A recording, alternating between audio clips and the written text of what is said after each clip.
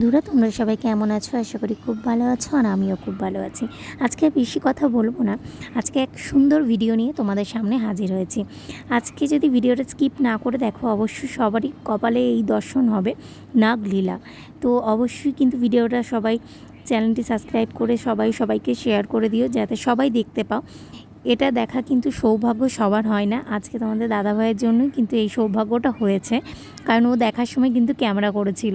তো যাই হোক, চলো বন্ধুরা দেখতে থাকো। সবাই মানে কি বলবো, এতটা এক্সাইটেড হয়ে গেছিলো যে যে যেমন ভেবে মানে পেরেছে।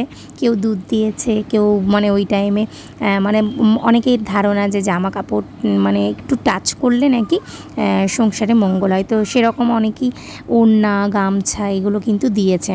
তো সত্যি মানে অনেক লোকও এসেছিলো দেখার জন্য, প্রত্যেকেই কিন্তু ক্যামেরা করেছে।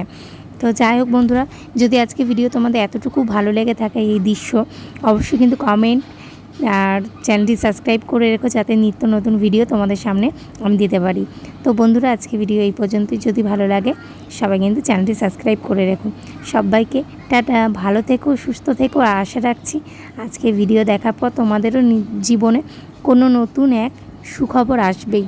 এটা কিন্তু সবারই বিশ্বাস। এই দৃশ্য দেখার পরে প্রত্যেকের জীবনেই কিন্তু সুখবর আসবেই।